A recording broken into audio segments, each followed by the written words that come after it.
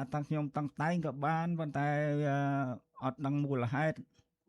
ព្រោះអញ្ចឹងលពូរឿងនេះបើលពូឲ្យ ABC ជួយតើលពូសាក់គិតមើលតើក្មួយត្រូវចូលទៅជួយលពូត្រង់ពីចំណុចណាទៅពីព្រោះនេះវារឿងផ្លូវចិត្តរបស់មនុស្សចង់រស់នៅក្បែរគ្នាឬក៏អត់ចឹងណាលពូយល់ពីការលះបង់របស់លពូជាឪពុកដែលខំលក់ដីតាំងពីខេត្តដើម្បីមកទិញដីនិងទីតាំងរស់នៅភ្នំពេញដើម្បីបានជុំកូនមែនទេហ្នឹងហើយតែទីបំផុតលពូបាយជាទទួលដំណឹងលហៀងមកថាគេអត់ចង់នៅជាមួយលពូទេគេត្រូវការចាញ់ហ្នឹងហើយដូចថាមិនទេអត់ជួយឲ្យតែតោលឡើងផងដល់អញ្ចឹងខ្ញុំមានរត់មកប៉ុស ABC ឲ្យជួយឲ្យបល់ដំណោះស្រាយទៅដល់ខ្ញុំហើយនឹងចូលលពូធ្លាប់និយាយមួយកូនទេធ្លាប់ដាក់រឿងបញ្ហាទាំងអស់អង្គុយលើតុនិយាយជាមួយកូនទេធ្លាប់និយាយដែរក្រោយមកខ្ញុំនិយាយថាឲ្យតស៊ូដើម្បីជាមួយកូនចង់មកនៅរស់នៅជាមួយកូនហើយឥឡូវបើកូនចង់បែកពីឪឥឡូវចឹងបានថាខ្ញុំចង់ឲ្យប៉ុស BC ជួយលពូអានឹងរឿងផ្លូវចិត្តណាលពូរៀបរាប់ទាំងអស់នេះខ្ញុំនៅតែរកចំណុចអត់ទាន់ឃើញថាមូលហេតុអីបញ្ហាអីរឿងអីដែលធ្វើឲ្យកូនលពូអត់ចង់នៅជាមួយលពូព្រោះបើតាមលពូរៀបរាប់មកគឺល្អទាំងអស់ទី1គឺលពូសុខចិត្តរស់នៅជាមួយកូនខុនក្រងកូនតាំងពីប្រពន្ធចាក់ចេញទៅលែងមានវត្តមានប្រពន្ធមកជាងប្រហែលឆ្នាំលពូចូល20ឆ្នាំហើយ20ឆ្នាំហើយកូនអាយុ7ឆ្នាំឥឡូវកូនអាយុប៉ុន្មានខ្លះហើយ27 30ឆ្នាំហើយលោកអ្នកគ្រូកូនទៅ21ឆ្នាំ21ឆ្នាំហើយតាំងពី7ឆ្នាំម៉ែចាក់ចេញចាប្រពន្ធទៅ20ឆ្នាំហើយជាចិត្តដល់20បន្ទាន់ចាសុំកាន់តែបន្ទាន់មួយសិនព្រមបើយើងនេះត្រូវជួបគ្នាមួយកូនណាលពូហើយនិយាយគ្នាលពូលើពីណាមកថាគេចង់ឈប់នៅមួយលពូឬក៏គ្រាន់តែពេលខឹងគ្នាមកគ្រាគេស្រែកថាឈប់នៅមួយប្អែងឯងថាអ្នកគ្រូដូចថាបង្ងើយមួយដូចថាពុកមកដល់នឹងហើយមិនដែលទៅសូវយកចិត្តទុកដាក់ទៅចិត្តខ្ញុំមកធ្វើខ្ទមតូចនៅហ្នឹងអ្នកគ្រូទឹកក៏គ្មានភ្លើងក៏គ្មានចាមានន័យថាលពូឥឡូវហ្នឹងមិនមែននៅជាមួយកូនទេគឺចង់ខំរត់ពីខេត្តមកនៅពេញដើម្បីមកជួបកូនតែកូនអត់មកនៅជាមួយទេចឹងមែនលពូអីមកខំដឹកមកហើយចង់ដើម្បីជួបជុំកូន3នាក់ឲ្យកូនសុខចិត្តបែកប្រពន្ធចោះឲ្យបានជួបឲ្យកូនហើយឥឡូវវារមូលហេតុអត់ឃើញអ្នកគ្រូលពូ20ឆ្នាំហ្នឹងលពូមានគ្រួសារថ្មីទៀតអត់ទេអត់ដែលមានទេណាត់កូនស្រឡាញ់កូនចុះកូនឡើងមកពេញតាំងពីអាយុប៉ុន្មានទៅឡើងមកយូរដែរហើយក៏មុនវានៅរៀនដល់ខ្ញុំតាំងពីខ្ញុំខឹងគេបញ្ហាឥឡូវវាឈប់ហើយអ្នកគ្រូឲ្យរៀនបានឆ្នាំទី1ហើយឥឡូវឈប់ហើយបើមីបងអត់បានរៀនជ្រៅជ្រះទេតែខាងបងហ្នឹងគឺគាត់នៅខេត្តឬក៏ឡើងមកនៅភ្នំពេញដែរឥឡូវណាកូនអ្នកគ្រូកូនបងដែលលពូនិយាយហ្នឹងគាត់នៅខេត្តឬក៏ឡើងមកនៅភ្នំពេញបានខ្ញុំតស៊ូខំលក់ដីនោះមកទិញនៅកបូលថាមកនៅជុំឲ្យកូនឥឡូវដូចថាមិនមានអីពីក្រោយហ្នឹងចុះលើលពូតែគាត់នៅមានតែនិយាយជាមួយគាត់ខាងនោះគេមើលមកអត់មានទេអត់មានអីនៅស្រួលបួរឬមួយក៏មិនលពូបើអត់ផ្ទះអត់អីក៏ដោយក៏ទៅស៊ូសុកទុកឪឯងមិនអីដល់បង្ងើយអញ្ចឹងវាមានអីក្បាំងបានខ្ញុំឆ្ងល់លពូឡើងចុះលពូគាត់ថាមានអីក្បាំងហើយជាមានហើយអ្នកគ្រូហើយបានកូនបង្ងើយមើលលពូនិយាយ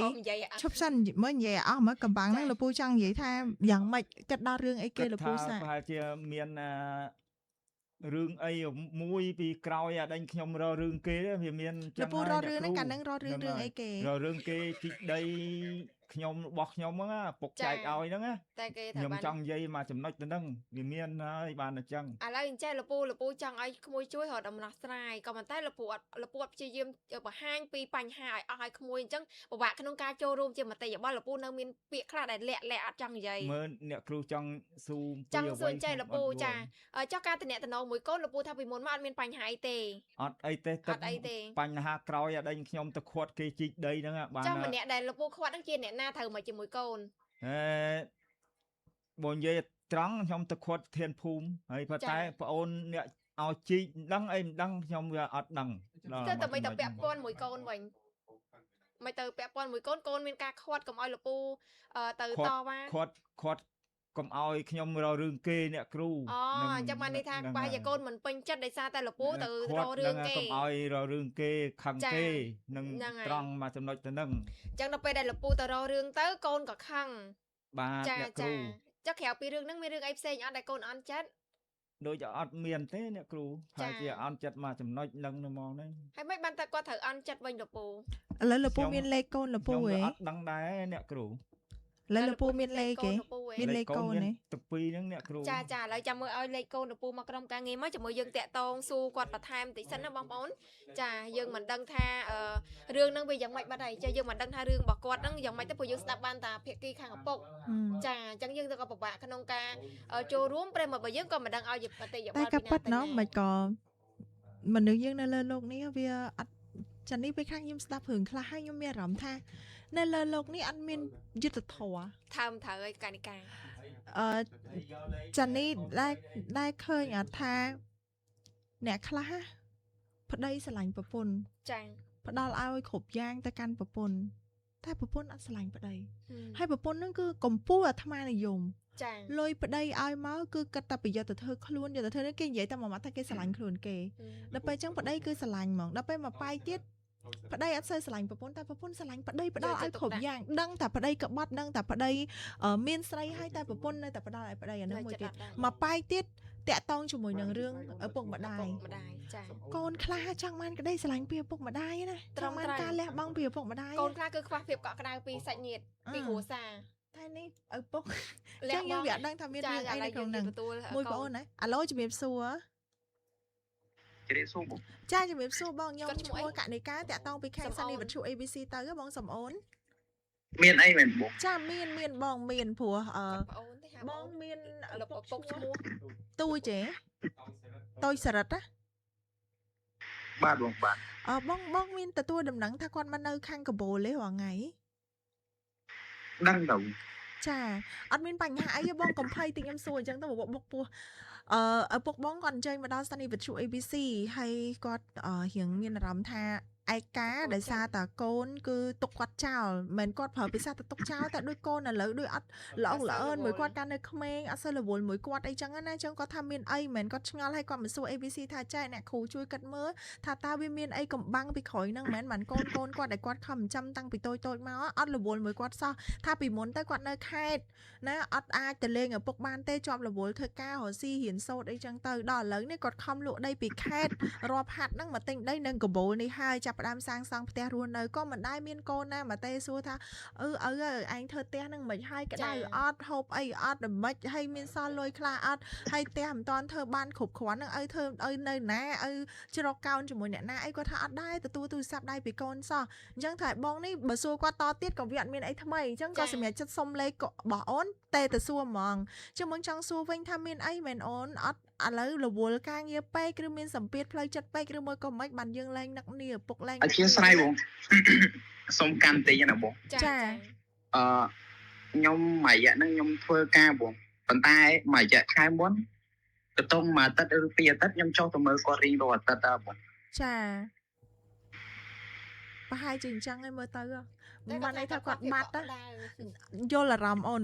បាត់យើងមួយអាទិត្យហ្នឹងដូចថាមួយខែហ្នឹងបាត់យើងតំតែខែហ្នឹងយើងទៅអត់ស្ទើរទៀតគាត់អង្គុយតឹងផ្លូវដល់អង្គុយតឹងផ្លូវកើតជារោគតូចចិត្ត អត់ទេបងខ្ញុំឆាតមួយគាត់រាល់ថ្ងៃតើបង គាត់ចង់ឲ្យប្តីចិត្តមួយគាត់ គាត់ខ្វះភាពកក់ក្ដៅគាត់ឡើងមកបំពេញម្នាក់ឯងបើពីមុនមានអ្នកស្រុកអ្នកភូមិនៅនោះទៅគាត់ចេះតែប្រឡេបប្រឡប់តែមួយថ្ងៃដល់មកនេះថ្មីទាំងអស់អ្នកភូមិអីថ្មីទាំងអស់ដល់អញ្ចឹងគាត់កើតអារម្មណ៍មួយណាអញ្ចឹងក៏ប៉ិតបើតាមបងដឹងណាគាត់ចង់ឲ្យកូនមកនៅជុំគ្នា ផ្ដល់ភាពកក់ក្ដៅឲ្យគាត់វិញព្រោះពីមុនគាត់ធ្លាប់នៅជុំកូនជុំអីអត់ប្រពន្ធក៏អត់ចាស់ប៉ុន្តែគាត់បានកូនស្រីមួយប្រុសមួយរបស់គាត់ប៉ុណ្ណឹងគាត់គ្រប់គ្រាន់ហើយchứយើងមិនប្រចាណាដូរពីផ្ទះជួលមកនៅជាមួយគាត់មកយើងធ្វើផ្ទះធ្វើអីនៅជុំគ្នាតែបើឥឡូវគាត់មានដីផ្ទាល់ខ្លួនណាមានដីនៅពេញផ្ទាល់ខ្លួនណាមិនធម្មតាណា ជាស្រ័យបងដោយសារខ្ញុំកំពុងតែរៀបគម្រោងអាចនឹងធ្វើផ្ទះប៉ុន្តែឥឡូវហ្នឹងវាអត់ទាន់មានសមត្ថភាពបងអត់ទាន់មានសមត្ថភាពក្នុងការធ្វើផ្ទះពួកយើងកំពុងតែរៀបគម្រោងបង ខ្លាចវាយូរជាងហ្នឹងឥឡូវមានតែធ្វើមិនអញ្ជើញប៉ាឲ្យទៅនៅផ្ទះមួយយើងសិនហ្នឹងអញ្ចឹង ប ព្រោះអីរងថ្ងៃនេះខ្ញុំនៅចាំកន្លែងឃ្លៀងគេដែរបងខ្ញុំធ្វើការហ្នឹងខ្ញុំគេងកន្លែងឃ្លៀងគេហ្នឹង ដល់ចឹងយើងខ្លាចយកប៉ាមកនាំពិបាកអីចឹងទៅហត់គាត់ក៏អត់ចេះសម្រានអញ្ចឹងណា អត់ទេបងកន្លែងព្រោះអីកន្លែងធ្វើការបងយើងមិនអាចយកអ្នកក្រៅដែលមិនស្គាល់ឬក៏មិនអីពីច្បាប់ការងារគេគេឲ្យយើងចាំនៅហ្នឹងតែមិនអាចនាំមនុស្សខាងក្រៅចូលមកញ៉ៃបានទេ ចុះឥឡូវគាត់នៅហ្នឹងមានអីចង់និយាយមួយគាត់អត់និយាយមួយគ្នាហ្មងណាចម្រើន ចាឲ្យគាត់និយាយ គាត់នឹកកូនហ្នឹងតែមិនហ៊ាននិយាយជាមួយកូន អត់ហ៊ានរំខានកូនចា ឆាននិយាយបានហើយនិយាយមក គាត់ក្តៅឥឡូវនិយាយអីអាពុកមានអារម្មណ៍ថាកក់ក្តៅតិចមើលកុំឲ្យគាត់មានអារម្មណ៍ថាឯងកាន់តែគាត់តិចទៅគាត់មិនដឹង ស្រឡាញ់កូនសូមឲ្យកូនជួយឲ្យចង់ឲ្យមានភាពកក់ក្តៅមានទឹកមានផ្ទះមានភ្លើងរស់នៅជុំបីអ្នកឲ្យកូនផងយល់អរំឲ្យអត់មកជីវិតនឹងបងប្រពន្ធអត់ចោះឲ្យចង់រស់នៅបីអ្នកឲ្យកូនសិនល្អអត់មានប្រព្រឹត្តអំពើអ្វីទៅពីរទៅ3 ឲ្យគ្មានចង់បានអ្វីទេចង់បាននៅជួបជុំឲ្យកូនស្ដាប់បានអត់ហើយឲ្យអត់មានទឹកអត់មានភ្លើង បើកសំឡេង សុំគេប្រើបញ្ចូលតើឲ្យតែតោលយ៉ាងណាកូនមកចំណុចនឹងកូននៅតែល្អបោះឲ្យហើយឲ្យយល់ប៉ុន្តែឲ្យនេះអាទឹកក៏គេភ្លើងក៏គេតើវេទនាប៉ុណ្ណាយល់អត់ តែតោលឡើងមកនៅពេញម្នាក់ឯង ប៉ុណ្ណឹងបានណាកូនណាឪក៏មិនចោលកូនដែរបើឪសុំសំណុំពរកូនទាំងពីរជួយធ្វើផ្ទះតូចធំក៏ដោយរស់នៅ3នាក់ឲ្យកូនជុំគ្នាយើងសំណុំពរប៉ុណ្ណឹងកូនណា គាត់ថាគាត់ពងកម្រងប៉ុណ្ណឹងកម្រងពេលណាវាយ៉ាងយូរដែរ តែការចាយលុយ ស៊ូមីស្រីទៀត ចា អ្នកគ្រូ ចម្រើននេះមើលឲ្យបើក loud speaker មកអត់លឺសលេងកូនគាត់ អាឡូអូនចាមានអីនិយាយមួយគាត់តមួយគាត់ទេអូន តប៉ាតិចក៏អូន ឲ្យគាត់មានភាពកក់ក្តៅតិចមកអូនមានអីចង់និយាយតែកាន់អាពុកវិញអត់ ខ្ញុំតែងតែអភិសាមួយគាត់បងខ្ញុំមានបំរងរៀបអីខ្ញុំប្រាប់គាត់រួចទេបងប៉ុន្តែពេលខ្លះគាត់មានគំនិតផ្ទុយពីយើងតែខ្ញុំព្យាយាមប្រាប់គាត់ឲ្យថាខ្ញុំកំពុងតែរៀបគម្រោងធ្វើផ្ទះ ឥឡូវគម្រោងអីជាគម្រោងអីជ្រាបតែមើលឪផងព្រោះបញ្ហាគឺឪចង់ទៅចង់ជួបមួយកូនចង់នៅជុំនេះខ្ញុំយល់អារម្មណ៍មកនៅកន្លែងថ្មីទីតាំងថ្មី ខ្ញុំចង់ជួបកូនស្រីទៀត ចា លោកគ្រូ តែលពូមិនក៏អត់តែនិយាយមួយកូនផ្ទាល់ហេតុអី និយាយហើយប៉ុន្តែដល់នៅតែដដែលអ្នកគ្រូហើយដូចថានឹងហើយវាមាន អេកុំនិយាយថាមកពីឪចម្រើន ឆ្ងល់អ្នកគ្រូ គ្នាទោះបីមិនក៏ដោយបើថាយើងអត់មានពេលជាមួយនឹងឪពុកម្ដាយ ក៏ទៅដែរ យ៉ាងណាឪយើងលក់ដីពីខេត្តមក បងនិយាយមែនតើណាកណិកាដែល ហើយ ស្ដាប់ បើសិនជាម៉ែឪនៅជុំគ្នាអត់អីណានេះឪនៅម្នាក់ឯងបើខ្ញុំស្ដាប់ចេញមិនក៏កូននឹងអត់គួរទុកឪចោលដែរខ្ញុំគ្រាន់តែសម្រួលពាក្យសម្ដីតែបើសួរតែកណិកាមិនគឺបើខ្ញុំជាសាច់ញាតិខ្ញុំលុតក្មេងៗអស់ហ្នឹងហ្មង ហើយ ឪលក់ដីតាំងពីគិតមើលឪ អ្នកគ្រូនោះ ចាលពូក្មួយកំពុងនិយាយជូនឲ្យលពូហ្នឹងឯងចាអញ្ចឹងគឺគិតមើលអត់មានភ័យខ្លាចឪខ្យល់កអីខ្ញុំមើលរឿងនៅតែខ្មៅលពូម្នាក់គាត់លក់ដីបានណា ចា គាត់ធ្វើតែកង្ហាប៉ះតែកង់ឯងឯងដឹងអត់ថាគាត់ស្លាប់អញ្ចេះ អង្គុយលើកៅអី មិនអង្គុយលើកៅអីទេគឺអង្គុយហើយគាត់កាប់មុខទៅហ្មងហើយដល់ពេលគេយកគាត់មកផ្ងាមកមុខគាត់ឡើងស្លាំងអារបៀបគេហៅមុខខ្យល់កហើយដល់ពេលទៅរាប់លុយគាត់ដឹងគាត់មានលុយប៉ុន្មានទេ $18,000 គាត់តែលុយដុល្លារគាត់$18,000 គាត់ លក់ដីបានផងអីផងហើយបុកមកអាលុយតបានន័យថាគាត់ប្រឹងដើម្បីណាគេចង់ក្រោយប្អូនប្រុសគាត់បង្កើតនឹងទទួលទៅ ចា ចឹងសួរថាអញ្ចេះពេលខ្លះយើងទុកមនុស្សដែលសាច់ញាតិយើងទុកចោលដែលគ្រាន់តែអើតគ្រាន់តែងើតដឹងតែគាត់មិនហ្នឹងក៏យើងអត់បើថាគាត់មានផ្ទះមានភ្លើងមានអីប្រើប្រាស់គ្រប់គ្រាន់អាហ្នឹងខ្ញុំអត់ថាណា ដឹងគាត់មានភាពកាក់ក្តៅបន្តិច ដឹងថាឪពុកមកពីខេត្តអត់ស្គាល់ណាគេទេហើយមិននៅកបូលគិតមើលនៅកបូលសិតតែញាតគេទាំងអស់គាត់មានស្គាល់ណាគេភ្លើងក៏អត់បានអីមកតភ្លើងឲ្យតភ្លើងខាងដេសេឲ្យទឹកអញ្ចេះមួយចោះមួយរៀបផ្ទះឲ្យតែស្អាតមកបើថានេះខ្ញុំរៀបបានតែប៉ុណ្្នឹងឯងខ្ញុំជួយប្អូនខ្ញុំអត់ទាន់ឯងសេរីកន្លែងមកនៅនេះបានទេ នេះលេងដល់បន្តិចទៅ ចាហើយអូនចង់និយាយថារៀបគម្រោងរៀបដល់ពេលណាបើរៀបធ្វើផ្ទះមិនរៀបថ្ងៃហ្នឹងមួយឆ្នាំក្រោយធ្វើចាញ់ទេណា ចាសូមពីខាងព្រមចូលរួម ជាសួរ រមពូមួយ